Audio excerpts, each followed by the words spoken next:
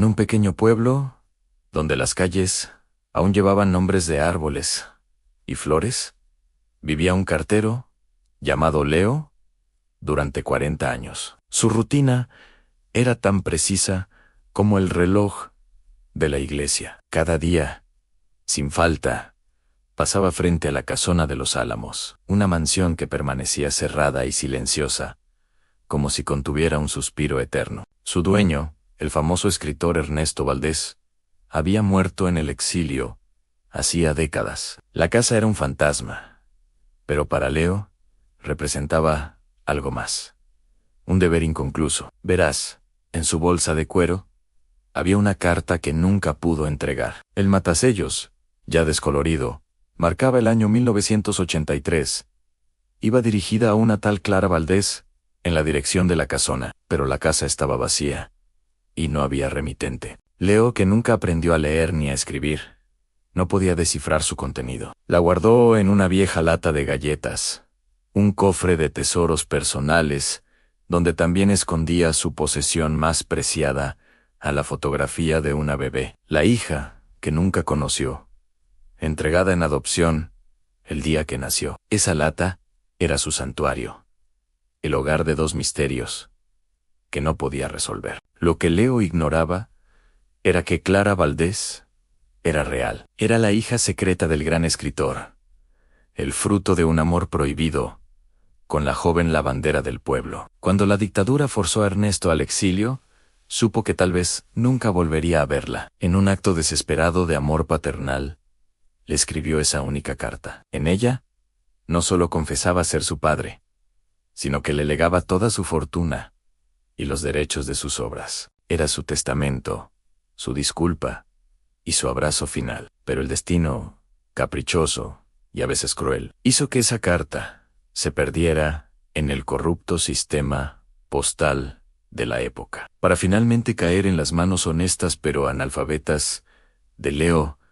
Pasaron 40 años. Las estaciones cambiaron, el pueblo creció, pero la carta seguía en su lata. Leo envejeció, su espalda se encorvó por el peso de los años y de las cartas ajenas. Mientras tanto, Clara Valdés se había convertido en una historiadora respetada, una mujer que dedicó su vida a desenterrar las historias de otros sin conocer la suya propia. Una pregunta persistente, un hueco en su identidad, la llevó de vuelta al pueblo de su infancia, buscando respuestas sobre su madre y el padre que nunca conoció. Su investigación la llevó a la casona de los Álamos, ahora en ruinas, un esqueleto de madera carcomida por el tiempo. Los vecinos, con la memoria larga de la gente de pueblo, le hablaron del único cartero que había servido en esa ruta durante toda su vida. León lo encontró viviendo en una humilde casita,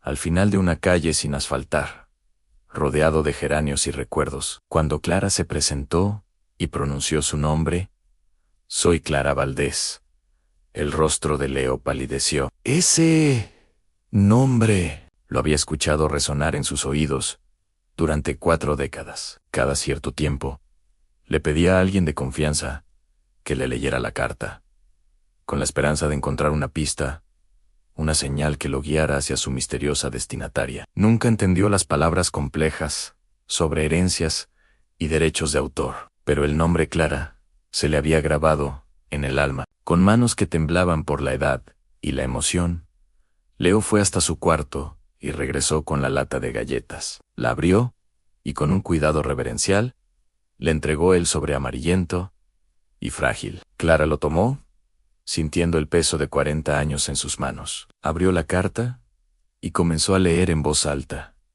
más para sí misma que para el anciano que la observaba. Las palabras de su padre llenaron el pequeño salón. Lágrimas silenciosas comenzaron a rodar por las mejillas de Clara al descubrir la verdad.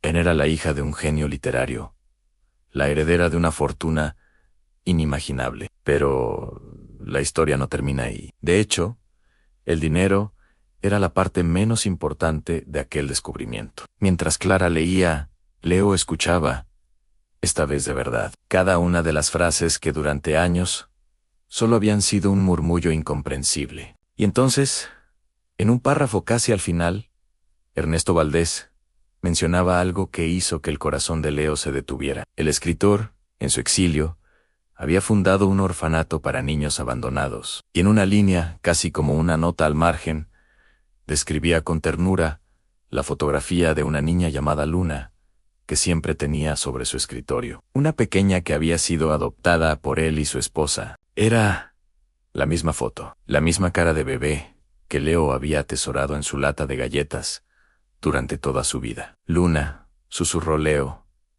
Con la voz rota, Clara levantó la vista, confundida por la interrupción. Con la voz quebrada, Leo le contó la historia de su propia hija perdida, la bebé que tuvo que dar en adopción, a quien había llamado Luna. Clara, con los ojos llenos de una nueva clase de lágrimas, releyó la carta y lo confirmó. Su padre, Ernesto Valdés, sin saberlo, había adoptado y criado a la hija del mismo hombre, que, 4 décadas después, se convertiría en el guardián de su mensaje más vital. El círculo se había cerrado de la manera más insospechada. La herencia no era el dinero, ni los derechos literarios. La verdadera herencia era esa conexión invisible, tejida a través del tiempo y la distancia. El hombre que no sabía leer había protegido las palabras que guiarían a la hija del escritor hasta Helen.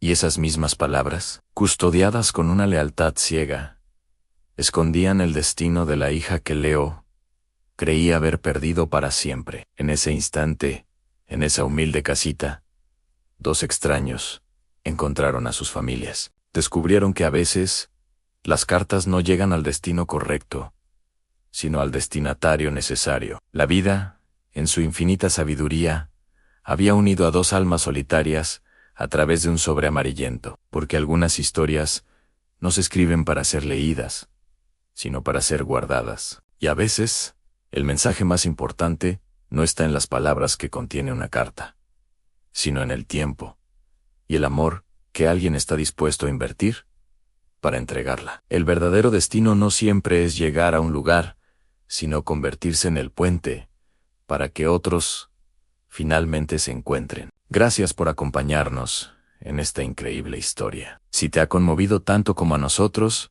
no olvides darle a me gusta y suscribirte para no perderte ni un solo relato. Hasta la próxima.